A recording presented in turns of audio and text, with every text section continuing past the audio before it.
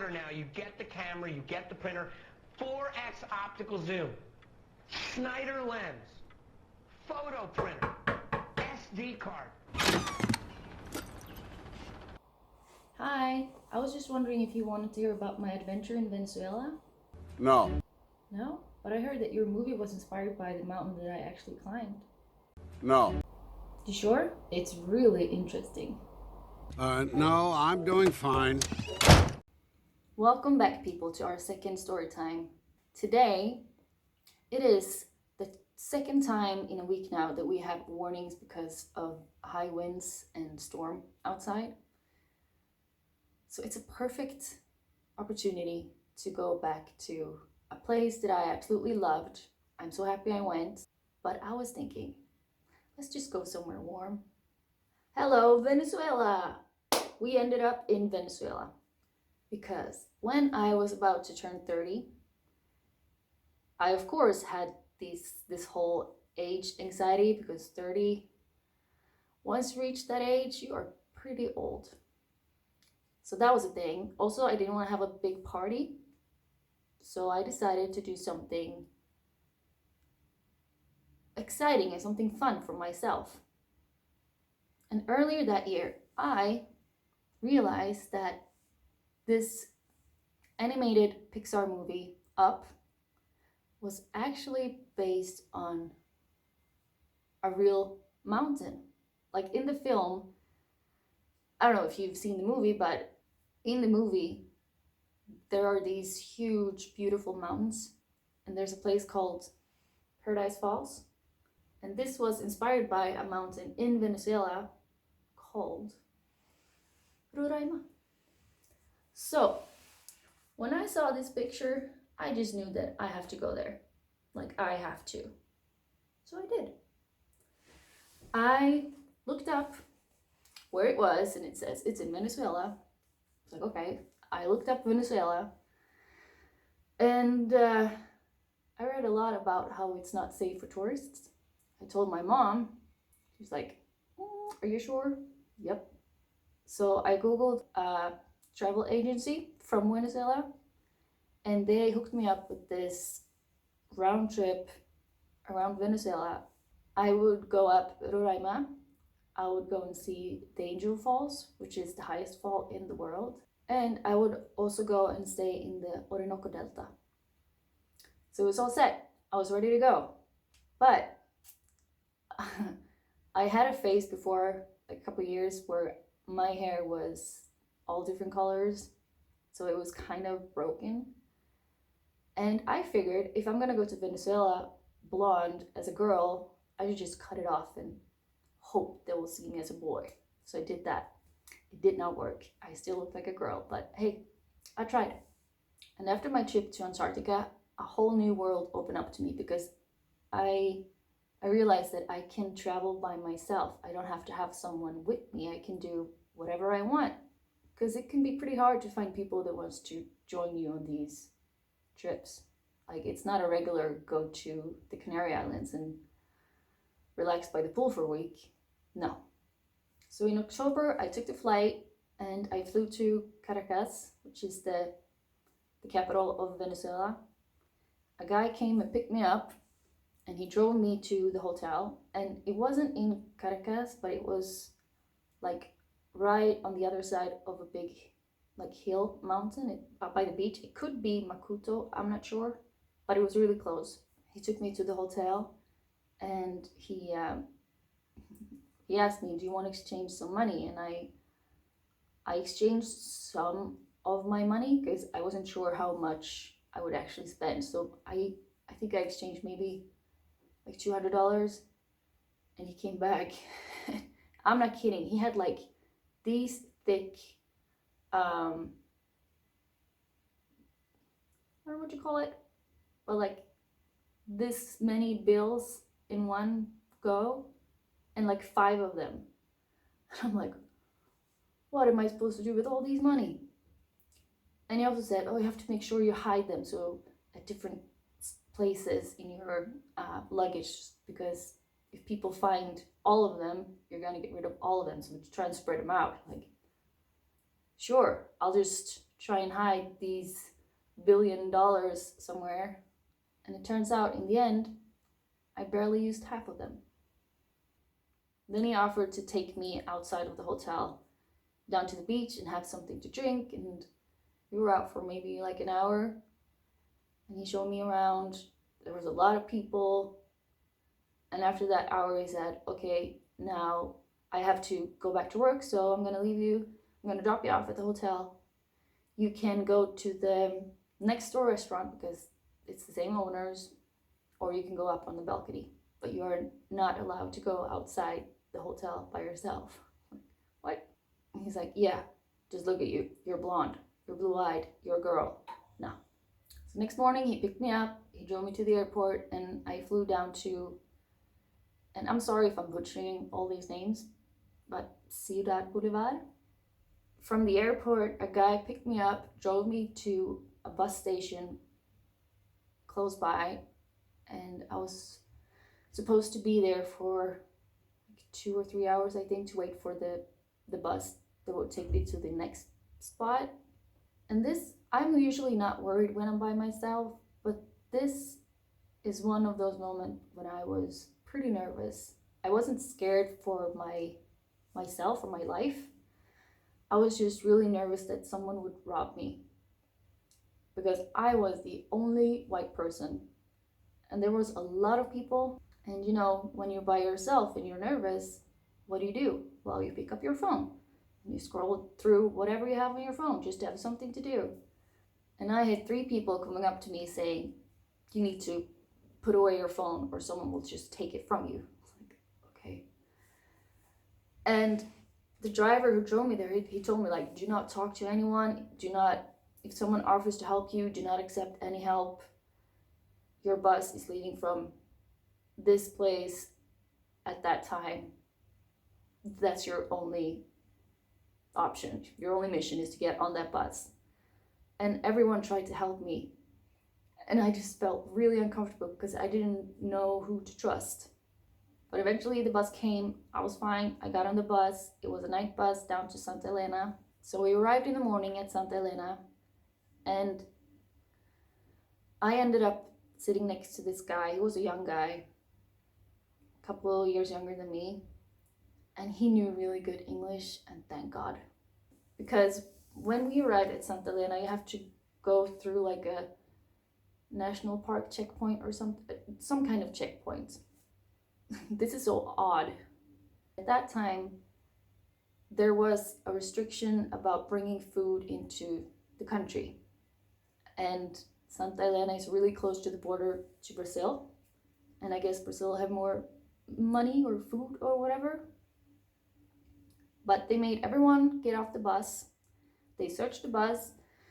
They looked through people's luggage because you were not allowed to bring in food. And me, of course, being the only white person on the bus, they searched through my whole luggage. Like the rest of the guys, they barely looked at it. Me? And I don't think food is the thing that I would bring in, but there's also a risk that they will look through my luggage, see something they want, like a camera or all my billions of money that I had. So I was getting kind of stressed because everyone else was already back on the bus and I was still there. They're going through everything. They're picking up all my money. But then, thank God, this guy that I was sitting next to came out and he started talking to them like, what are you doing? Just chill, bro. So they were having an argument, and then finally they just said, okay, pack up your stuff, get on the bus. It's like, whew, okay. So we arrived in Santa Elena, and I stay at this hostel. I leave all my stuff in my room, and then I meet up with this guy that I met on the bus. He decides to give me a tour of the city, and we also decide to go to Brazil and have a mojito, as you do, because like it was maybe 30 minutes away. So I jumped on his motorbike and we went to Brazil. I got a stamp in my passport because, you know, you want that. Next morning, we got up early. We gathered the crew. We had some information and we jumped in the jeeps to go to the start point which was somewhere in the Canaima National Park area thing. And this was my first real hike. I had never done anything like this before. And I remember going up the first real hill, and it was really steep, and it was like within 30 minutes of walking, like from the start. And going halfway up, I remember thinking, what have I gotten myself into? This is hard. But we kept on pushing. There was me, there was a guy from France, a girl from Germany, a guy from Australia, 2 Norwegian girls, which now that I think about it, one of them was actually Swedish. Sorry about that. And that was our crew, and it was such a great group of people. We were really taking care of each other, like pushing each other, like, you can do this, come on. So I'm really happy about that group. But we made it to our first camp, and it was just so beautiful. Like, you could see the mountains that we were going to climb in 2 days, and it was just so beautiful. Well, then you have to be critical about your pictures. Yes.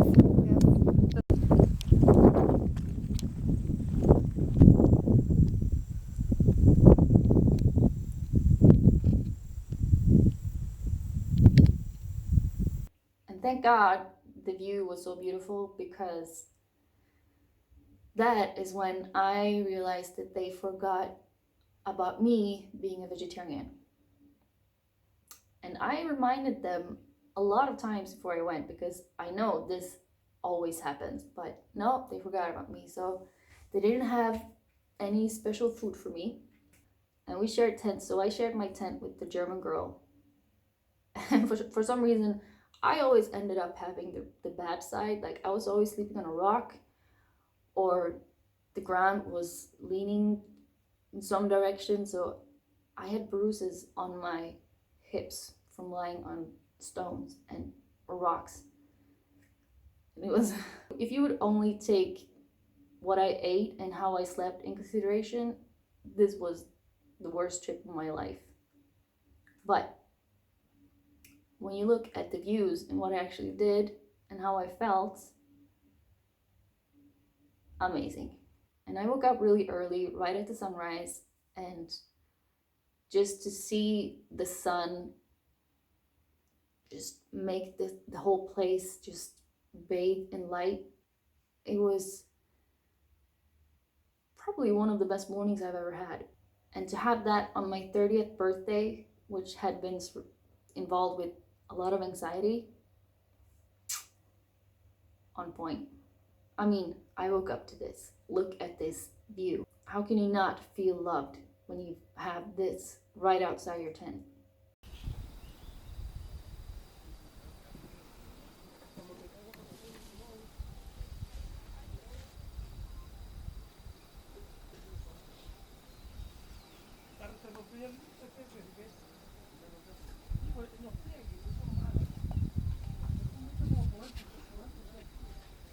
I mean,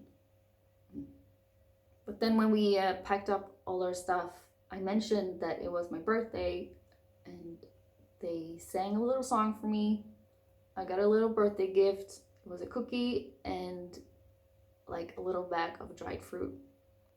And it was everything I ever could have asked for. Perfect for that day. And this day, it was like 36, 37 degrees Celsius.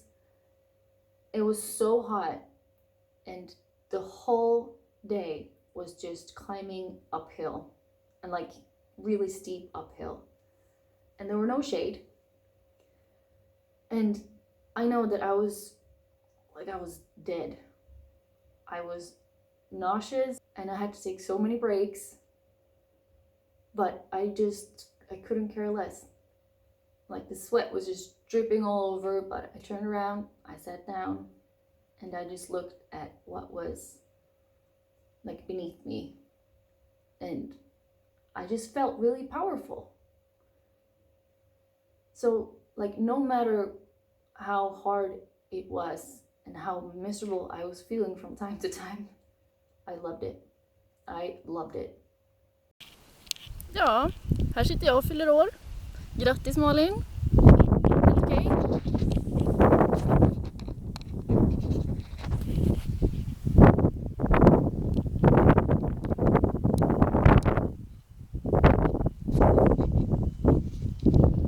So we got up to base camp. We set up camp at the base camp, and we were just amazed at how beautiful everything was. And to make it even better, there were so many fireflies up there. So to just sit there after the sunset and just look at all the fireflies dancing around,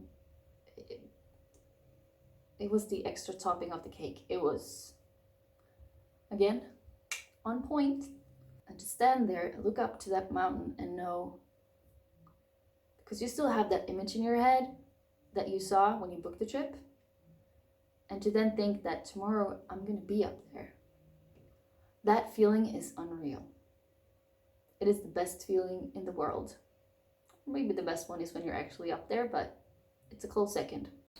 Did you sleep or did you just rest? I just rested, trying to feel if it was hard or soft. Yeah. It was hard. It was hard. Are you with the rented mat? Yeah. So next morning we get up early. We start our hike up the mountain, and it's hard. I thought it would be a lot harder. And some part of it is barely a trail. It's more like mountain climbing, all these big rocks.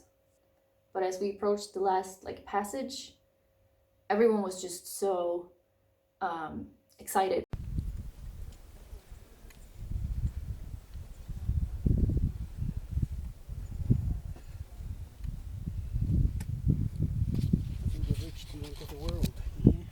Yeah.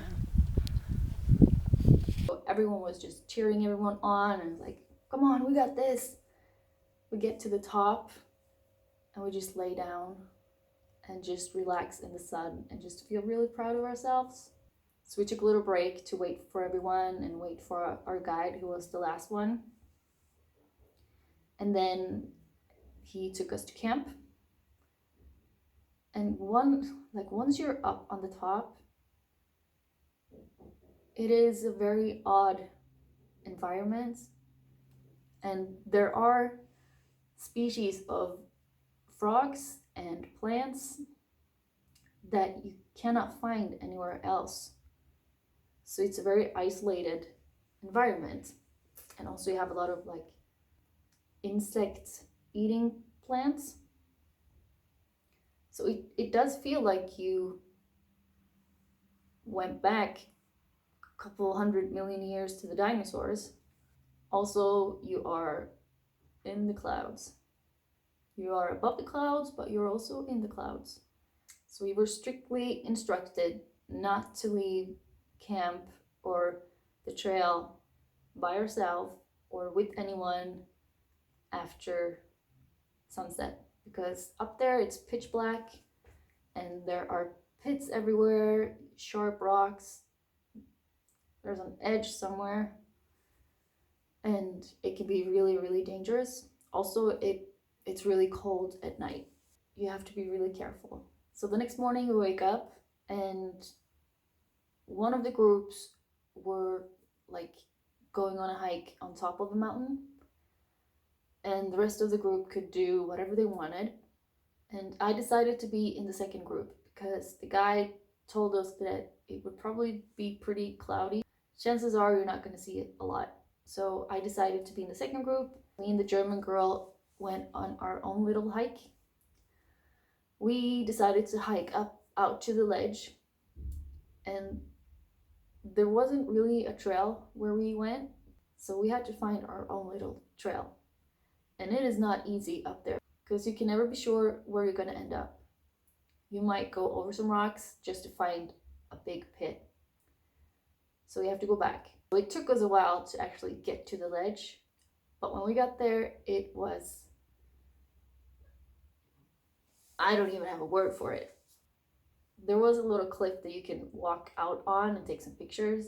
I was terrified going out because if you slip, you are dead as can be. And you're gonna have a lot of time thinking about how dead you're gonna be on the way down because it's high. Like Mount Roraima is pretty high, and you had a full view of the ground below. Also, the rock was covered in loose plants and grass, so you really had to be careful. But I got out there, took some pictures, crawled my way back, and then we just sat like on the ledge, just looking at the world for a long time.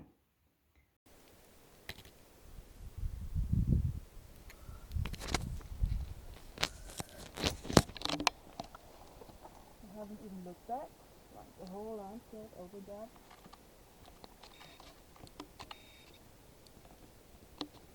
Then we had to get back, and we tried to go back the way we came, but we got kind of lost because we didn't really know how we got there, so we decided to take another way back. And this little trip took the whole day, so we were getting worried because the sun was about to go down and we were not even close to our camp. We finally saw this big rock that we were camping at. We were just behind it, so we had to find a way to go around it. So it was interesting to say at least, but we got there in time, like just as the sun set. We met this other group, and yes, they had been in clouds the whole day, so I'm very happy with my decision. And the next morning was our last day at the top. But before going back down again, we were doing another little tour on the top. We also went to the other side of the mountain and took some pictures. You could walk out on this other cliff, and me and the Norwegian girl, we went out to take some pictures. But while we were out there, the clouds came in. If you take one wrong turn, also really dead. And then we went down the mountain, went back to base camp, had lunch, a longer lunch break, and then headed on back to our first camp spot. And my legs were so shaky going down because it was all downhill, and as I told you before, everything was really steep. So you can imagine waking up the day after that. Oh my God, I was so sore. I remember walking with the Norwegian girl, and we were just like, for every step, we were just like, ouch, ooh, ah, whining, and so painful.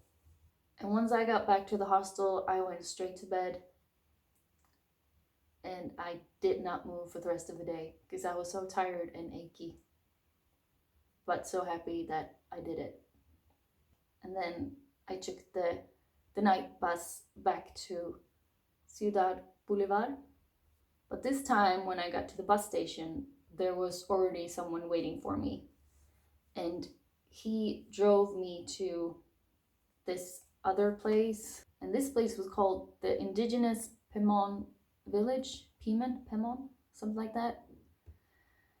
So I stayed a night, and it was this beautiful little place just by a little lake.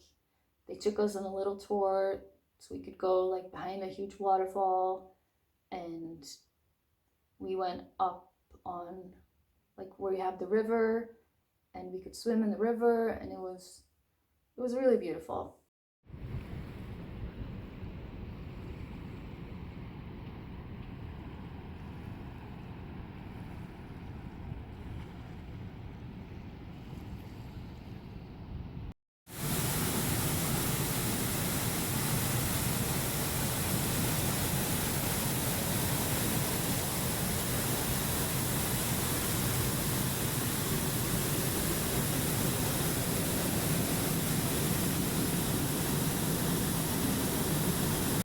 So I stayed the night at that place. Next morning, I got picked up, and we went out on the Churan River because now we were going to the highest waterfall in the world, the Angel Falls. So I don't know how many hours we drove on that river, but it was a couple hours. And the scenery was beautiful. And even if you're just sitting like in a boat for 2-3 hours, I loved it. Like my butt was achy, yes, but it did not matter because it was so beautiful.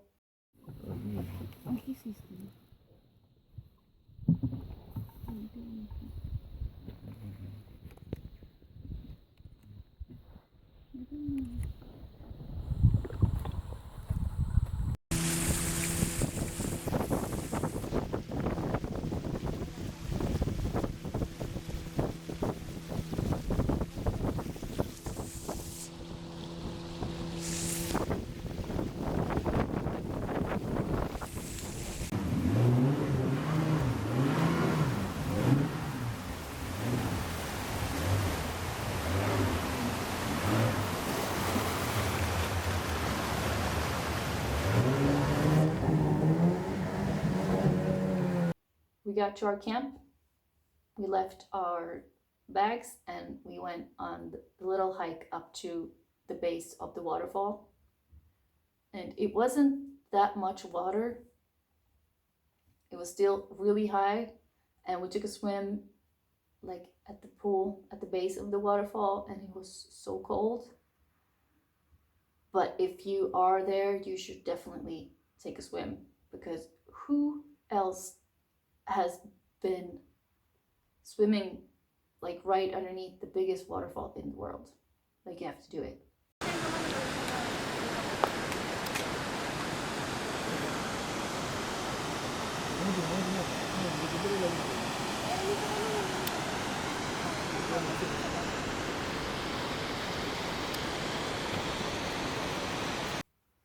So I did that, went back to camp again, and that night we were going to sleep in hammocks. And I've never slept in a hammock like for an entire night, and I was really worried that it wouldn't be comfortable, but I slept so good. Next morning, back out on the river, back into some city or village. I'm not really sure where we ended up. I got picked up, driven to another part of Venezuela. It wasn't that far away, maybe an hour. Got picked up by a boat, and this old man, like really funny old man, barely had teeth, drove me to my next camp, which was on the Orinoco Delta, the Orinoco Eco Camp. And there were very few people there, like tourists. But he showed me where I was about to stay, like where I was supposed to sleep. And at first it freaked me out, because my first reaction was, oh my God, there are going to be so many spiders here. I'm going to die. I didn't see any spiders. And those mornings when I woke up was the best mornings ever. Because, I mean, look at this.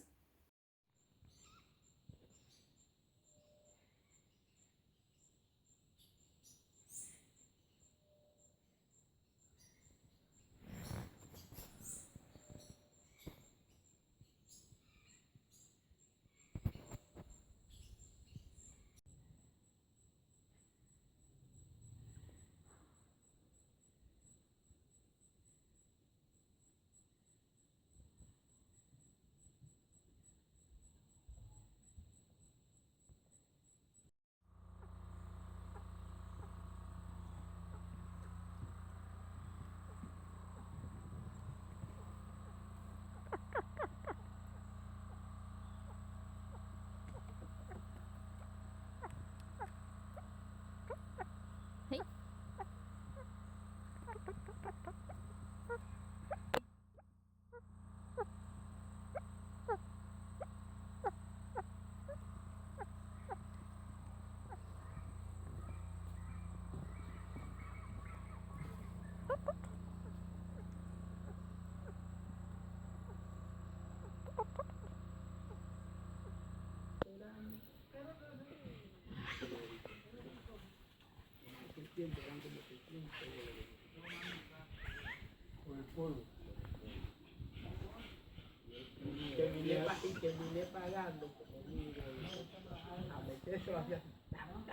I'm not complaining. But the best part is, I met the chef, and this guy was from Trinidad and Tobago. And when he found out that I was vegetarian, he made me the best food ever. It was so good. And like, I hadn't been eating good since I arrived in the country. So to have that luxury food cooked just for me, I ate so much. And since there weren't that many people there, whenever we did like chores out on the delta, on the river, it was just me and this old guy.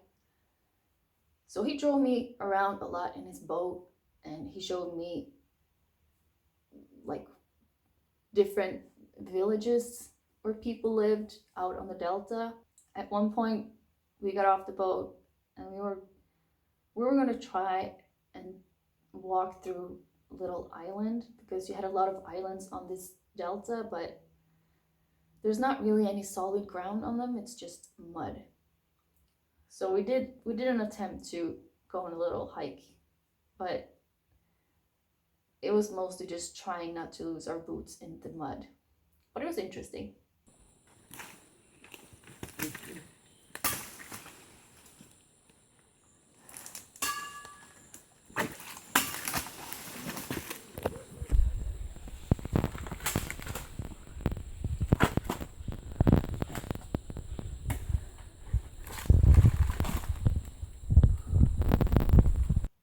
And just to stop the boat in the middle of the river, jump in, swim around, and there's no one there.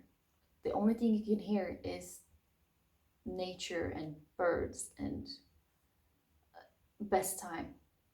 But I loved being on the delta. It was highly recommend that one. And after 2 nights on the delta, it was time to go back to Caracas, or whatever I was, somewhere close to that. So they drove me back to the airport. I flew back to Caracas. The guy came and picked me up, drove me back to the same hotel. But instead of just keeping me locked in the hotel, he took really good care of me. He said, okay, well, I'm gonna go to this city to visit a friend of mine. He has a restaurant. I know he has vegetarian food. You're happy to tag along. So of course I did that. So we just drove around the whole city, like the whole night. He was showing me all this stuff, and really great. And the next morning I was about to leave Venezuela. But when I booked the tickets, I saw that no matter how I try and book this ticket back home, I have to change flight somewhere. So I figured, if I'm gonna do that, let's pick a good place and stay for a couple nights. So I chose Panama. When I finally arrived in Panama, a day later, I spent 1 night in Panama City. Next morning, I got picked up by a bus, and we left for the San Blas Islands, which I heard were gonna be like paradise islands, and yes, they were correct. I truly felt like I came to one of those travel magazine ads, paradise, you know, like what?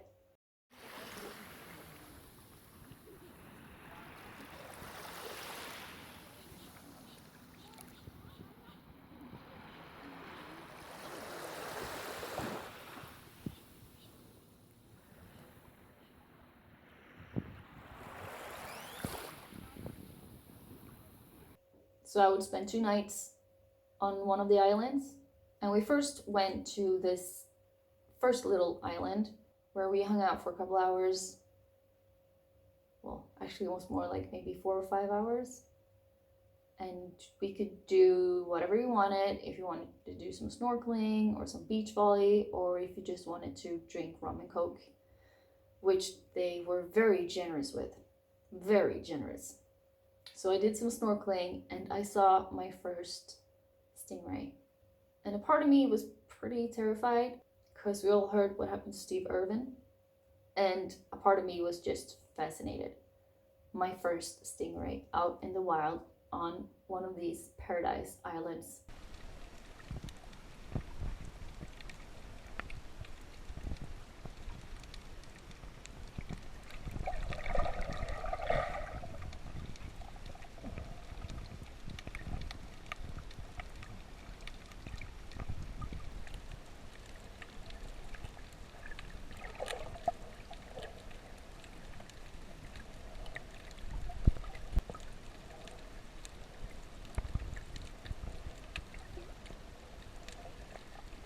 There was also a little shipwreck that you could snorkel around with a lot of smaller fishes and smaller fish.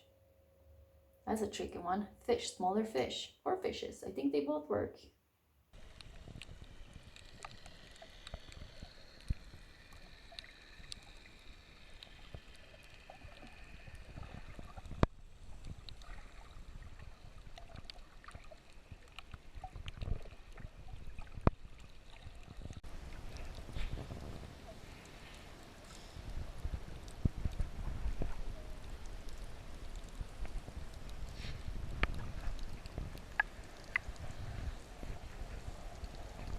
And in the evening, the whole group just sat on the beach watching the sunset with a big fire, drinking rum and coke, of course, and just living life. It was so beautiful and peaceful and quiet. And I mean, there were dolphins in the water right next to us, baby turtles.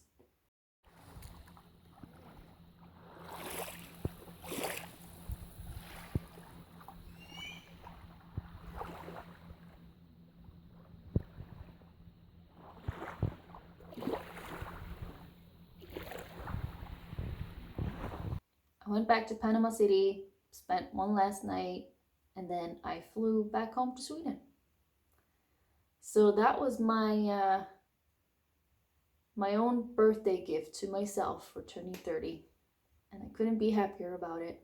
I'm really happy that I did it because I don't know if you can do that kind of trip today, like as it is today in Venezuela, because it was poor when I got there and they were just like running out of bread, and water was not as big of a problem as running out of beer.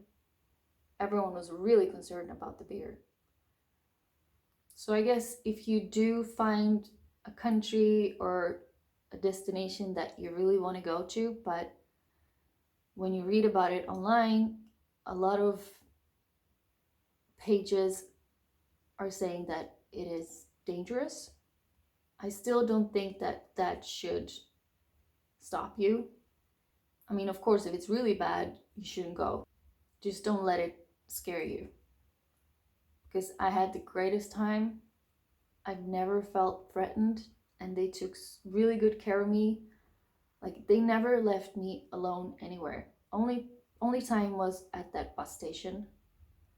But also, I never felt scared for my life at the bus station. I was just scared of being robbed, which I didn't get. Instead, people were helping me. And a lot of people were asking if they could help me out. And in hindsight, I'm pretty sure most of them were just actually trying to help me. But it is completely up to you. You have to be able to feel safe. But yeah, that was my trip to Venezuela, Panama, and a little short one in Colombia.